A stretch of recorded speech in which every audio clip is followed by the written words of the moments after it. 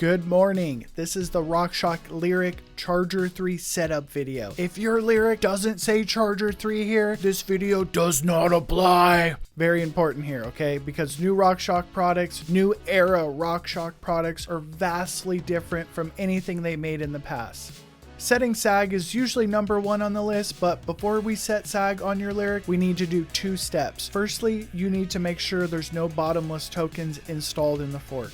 RockShox is very user friendly. These can be removed with a cassette tool on the top right here, how I'm doing.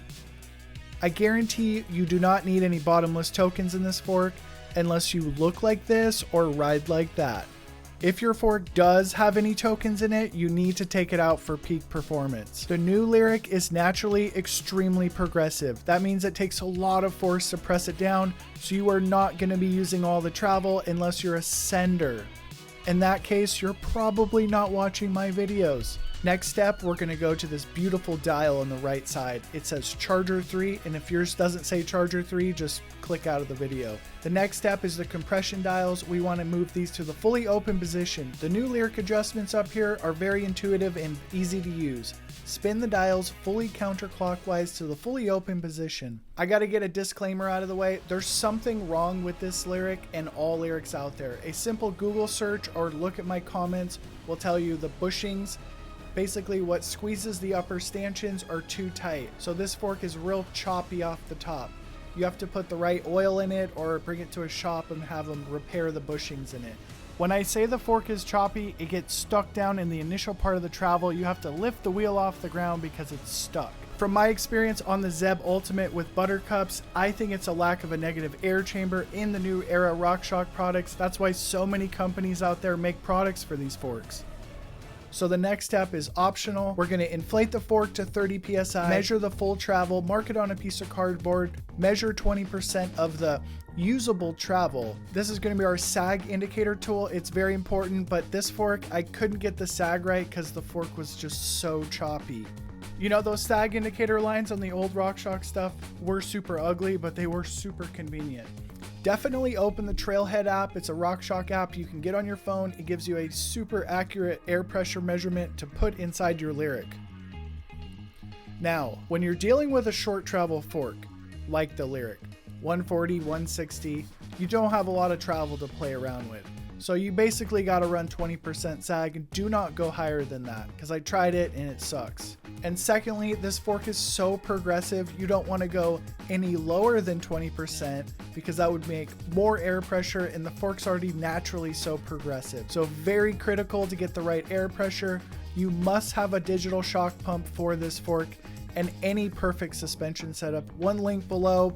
I don't care if you buy my link, just get one. The Trailhead app will also give you a rebound recommendation. Recommendation is the key word here. Turn the rebound adjuster all the way clockwise and then counterclockwise count the clicks to whatever the app said and leave it there. Dialing in your suspension requires you to ride on the trail. You always start with the rebound and make sure the compression knobs are wide open. With new suspension or a new setup, it's vital that you take your time, roll over the jumps and just cruise at your first run. Second run on the same section, now it's time to start pushing the bike and make sure the rebound feels okay. Now, the RockShox Lyric is a pogo stick. So that means it jumps really good and the rebound is super dialed on these blue jump line trails.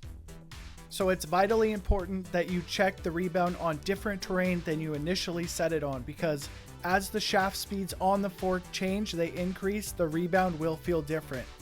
If you do not ride jumps, just ride as fast as you normally ride on single track to generate that fast speed on the shaft of the fork. Mostly depending on the weight of the rider and the bike, we'll call that system weight, will dictate how fast or slow your rebound is.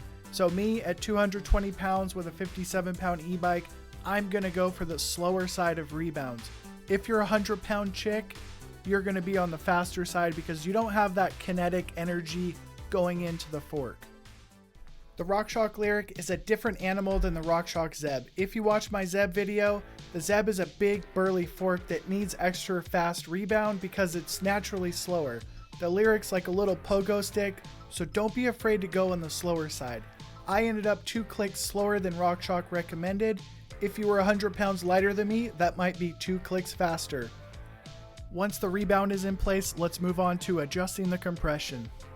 Often overlooked and not used, the bleeder valves are very important for certain occasions. One of them is setting compression. Another one would be high elevation bike park days. If you ride super hard all day, I'll tell you, they will burp air out. To help you understand the compression knob, I made this very sophisticated animation. So everything above the line is high speed compression. It will change the speed in which it's moving on the upper part of the shaft. The lower speed is down in the bottom of the travel. Low speed compression is super important on a fork because it prevents the fork from diving. Almost useless on shocks, but it's very important on forks. Moving the compression knob will make those sections of the stanchion move slower if you turn those up. Setting the compression is a lot to do with rider and bike weight and also ability. Heavy riders like myself will need more compression. Super senders need more compression. Lighter weight riders, don't be afraid to leave it in the fully negative position because you do have a premium damper. You don't need to add clickers or adjustments to it. The official video from RockShox says to take the low speed compression and move it into the middle and adjust from there. You're here to save time, so this is what you're going to do. From the fully soft position, click it up to about 5 clicks and go test it out and see if it's got that divey feel. I promise you it will not, because the Charger 3 has incredible mid-stroke support. So much so, I backed it down to like 2 or 3 clicks, and I actually have a surprise for you later in this video. Okay, this is all about your preference here. So as long as you do everything in order and do one adjustment at a time, only 2 clicks at a time, you are gonna find the perfect setup. Now we have a ballpark for our low speed compression. We can move on to that big knob on the outside. That's the high speed compression. RockShox once again says to move this into the middle and adjust from there. But we're here to save time again. So we're gonna go from the fully soft position, add 1 click at a time, and hit the biggest jumps you can. 3 foot, doesn't matter if it's a curb. If you don't jump, just try to land heavy.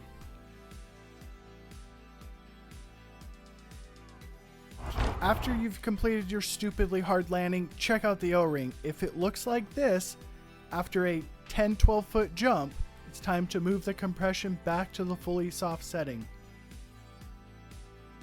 I am so far from an excellent rider, but I am 220 pounds with a 57 pound e-bike with 0 tokens and 0 high-speed compression on this fork.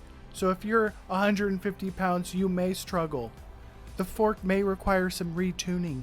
I spent a long time tuning this fork, lowering the pressure down and adding compression, and I don't want you to suffer through any more of my bumbling down the trails, as Pink Bike would say. But if you adjust the air pressure 5 psi at a time, this is how you're going to get the perfect setup on your Lyric. Basically everything I just told you is completely useless if you're on the wrong suspension. To give your riding the best possible opportunity to shine, you have to watch this video on the screen next to make sure you're on the right suspension.